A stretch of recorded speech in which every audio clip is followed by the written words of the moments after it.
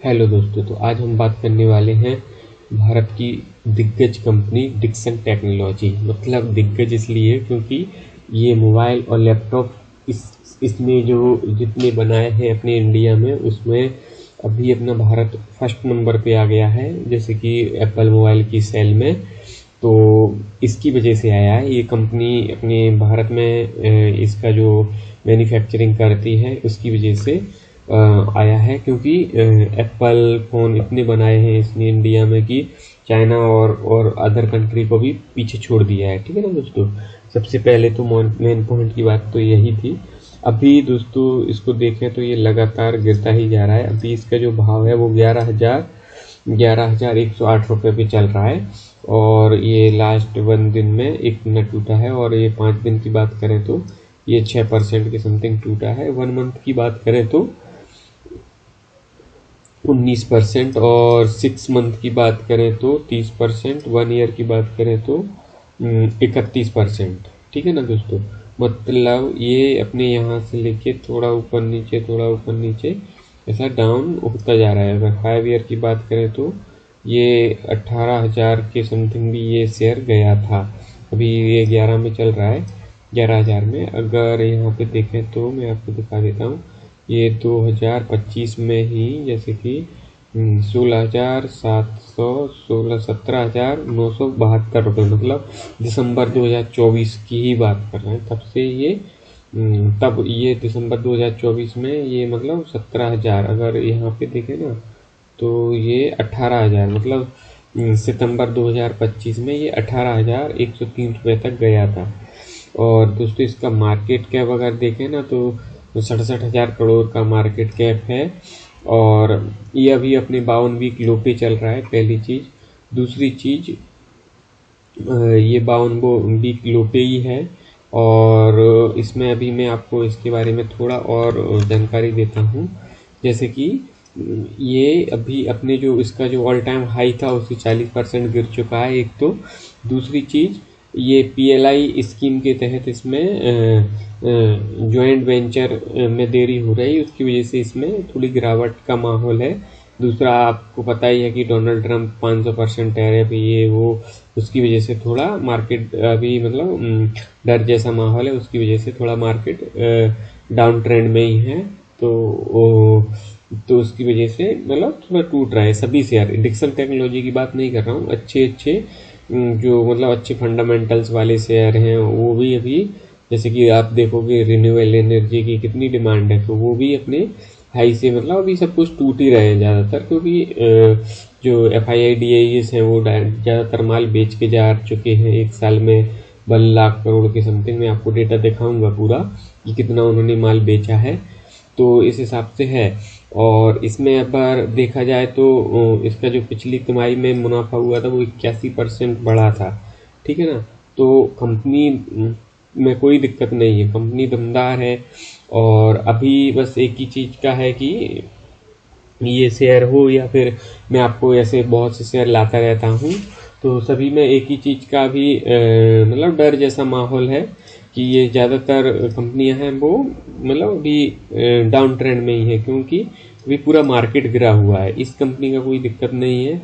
ऐसे सभी कंपनी अगर आप देखोगे ना तो सब में कुछ ना कुछ ये टूटता ही रहता है ये शेयर। अगर इसमें नंबर ऑफ एम्प्लॉय की बात करूं तो मैं 15,000 मतलब इसमें 15,000 से ज़्यादा एम्प्लॉय वर्क करते हैं, तो इसमें है ऐसा। अभी मैं इसको आपको थोड़ा FIDIs का डेटा दिखा देता हूँ सबसे पहले। तो इसमें प्रोमोटर 28.92 मतलब 28.92% हैं। अगर FII की मैं बात करूँ तो इसमें 2025 में 20.55% थे, और 20.69% हुए सितंबर 2025 में। ठीक है ना। अगर मैं इसमें DIS की बात करूं तो 26.68% थे, और अभी 28.93%, मतलब इन्होंने यहाँ पे थोड़ा और माल बढ़ाया है, और यहाँ पे DIS ने भी माल बढ़ाया है, FII ने माल बढ़ाया है। अगर मैं पब्लिक की बात करूं तो ज़्यादातर पब्लिक निकल रही है, क्योंकि इसमें जनवरी 2023 की जनवरी 2025 की मैं बात करूं तो मतलब 23%, मतलब 23.81% थे, और अभी 21.45% है। मतलब यहाँ पे थोड़ा इन्होंने 1-2% माल बेचा है इस हिसाब से। और दोस्तों अभी मैं यहाँ पे इसका आपको एक दो चीज़ें और दिखाना चाह रहा था। अगर कंपनी की मैं बात करूँ तो ये 1993 में मतलब चालू हुई थी। तो कंपनी को अगर देखा जाए तो 30-35 साल पुरानी कंपनी है, इसमें कोई दिक्कत नहीं है।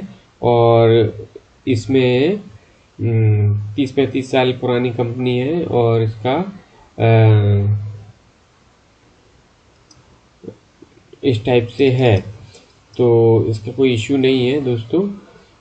तो बस इतना ही इस कंपनी के बारे में, और जो भी मैं इस कंपनी के बारे में अगर और भी जानकारी होगी मैं आपको देता रहूँगा दोस्तों। तो अगर आपने हमारे चैनल को सब्सक्राइब नहीं किया है मनी बूस्ट टिप्स को, तो कर लीजिए। और मैं आपको ऐसे ही शेयर्स के एनालिसिस और वो लाता रहूँगा, न्यूज़ वगैरह। जैसे कि अभी नया एक जो IPO है BPCL का आया है, और ऐसे में आपको अपडेटेड मतलब देता रहूँगा, जिससे कि आपको कुछ ना कुछ यहाँ से मार्केट से आपको अपडेट मिलते रहें, और आपको पता रहे कि अभी किस शेयर में कितना गिरावट है, क्या चल रहा है, क्या नहीं चल रहा है। तो इस हिसाब से है दोस्तों। मेरा एक ही मकसद है कि जो भी रिटेल इन्वेस्टर है, आप भले ही 10 पास हो 10 फेल हो, कोई अंतर नहीं पड़ता। मैं आपको इस हिसाब से समझाता हूँ। अगर आपको कोई शेयर के बारे में जानकारी चाहिए तो आप कमेंट बॉक्स में मतलब मैसेज कर सकते हो शेयर का नाम, तो मैं आपको उसके बारे में पूरा रिसर्च करके आपको आपके सामने रख दूंगा।